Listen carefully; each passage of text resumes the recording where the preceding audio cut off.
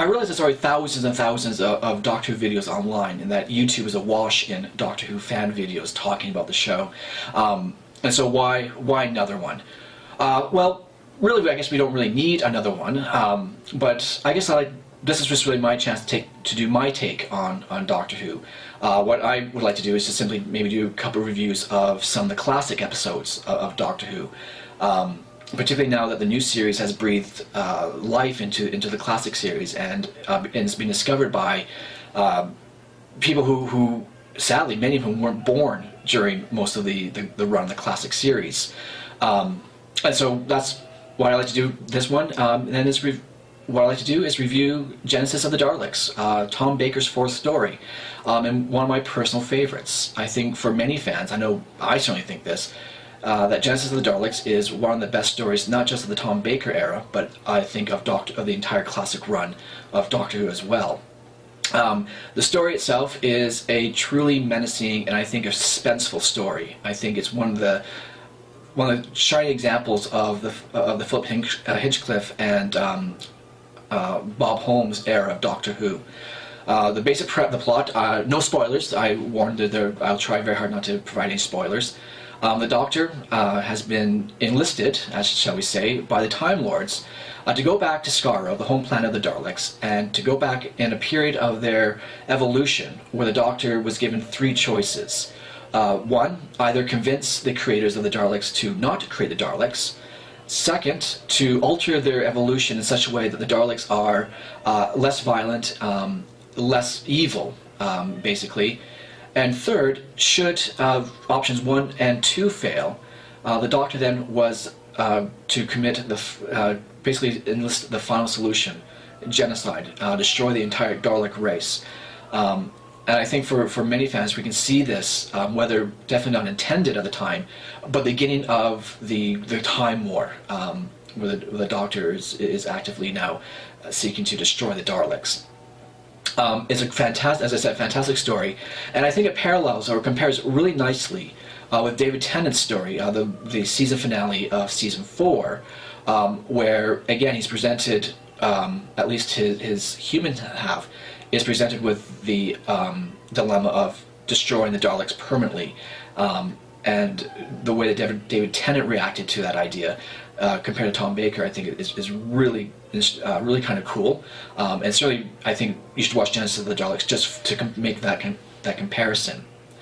Back to the story. The Doctor has provided these options, and in it, I think one of the reasons why it makes for one of the great stories of Doctor Who is, of course, Tom Baker. Tom Baker, for so many of us, is sort of our Doctor. He's sort of seen as the definitive Doctor Who. And I think Genesis of the Daleks is an example as why Tom Baker put such a stamp on the character on the show. The way he carries that dilemma of whether or not he could carry through destroying the Daleks is fantastic. That scene where he has the opportunity to finish the Daleks once and for all, and his speech to Sarah Jane and his other companion Harry really carries the moral dilemma that the Doctor faces. Does he have the right to destroy the Daleks? Even with all the evil that he knows that they're going to commit, there is still some good that comes out of it. And so it's really kind of cool. And what makes it, I think, even cooler is that we don't really know what the Doctor would do.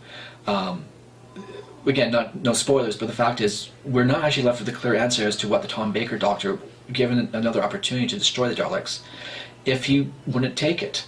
But the other thing about that scene, and I think it's a scene that an aspect that is often not noted, is in fact Harry, who's behind the Doctor, has no lines in the scene. Harry has no lines, says nothing, and yet his face, it is evident that he's carrying the entire moral weight of the Doctor's dilemma in his face. And as the Doctor goes through his speech, you can see how pained Harry Sullivan is about this. That this is not an easy decision that they're making.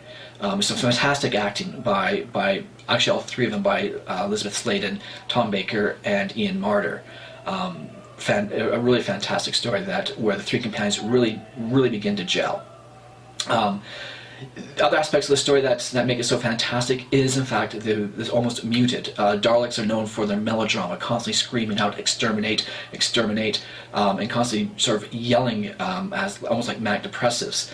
But in this one, the Daleks are actually quite subdued, and which gives them a greater menace. They probably haven't been more menacing since the first time they appeared in William Hartnell's second story, The Daleks. For the first time, at least for me, the Daleks are truly menacing. I think for the first time they actually seem not comedic, or they actually seem like they really could destroy the universe, and would be more than, if they could be happy about it, would be happy about it.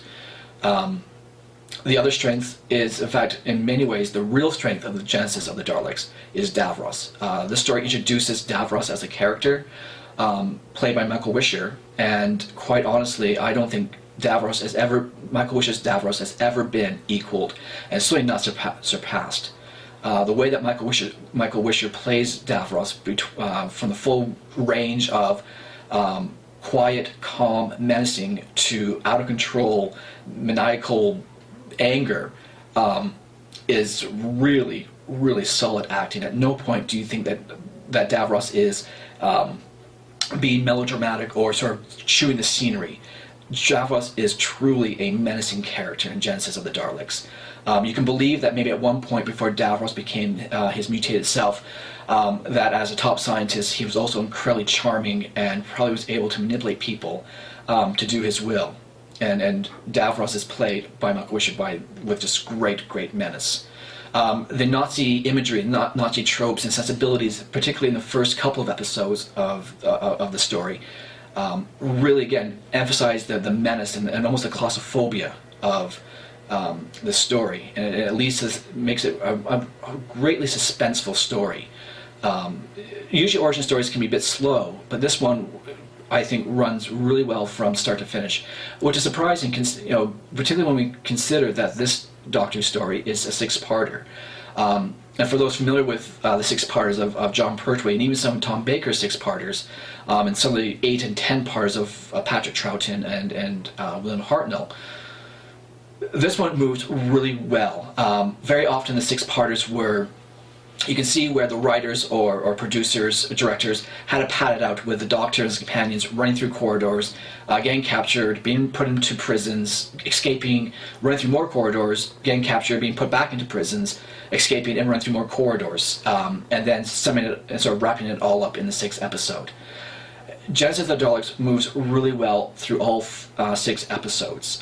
There are only a few spots where the story seems to lag, again just because it is a 6-parter, but Genesis of the Daleks holds up really well, and in fact I dare say that the story, even though it's now almost 40 years old, still holds up really well in a modern context, and certainly holds up well, I think, when compared to some of the new Doctor Who Dalek stories.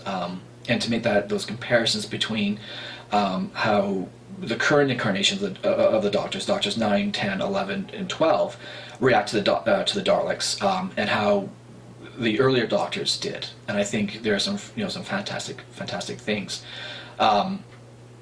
Genesis of the Daleks, I highly recommend. If you have never seen Genesis of the Daleks, I think it's a great story to sort of jump into the classic series. One, it's got Daleks, so just about everyone's familiar with Daleks. So it's a story that with characters that are familiar, but also because it's a great story. It moves really well. It isn't bogged down by ambitious special effects that of course now, by today's standards, look really hokey. It holds up really well.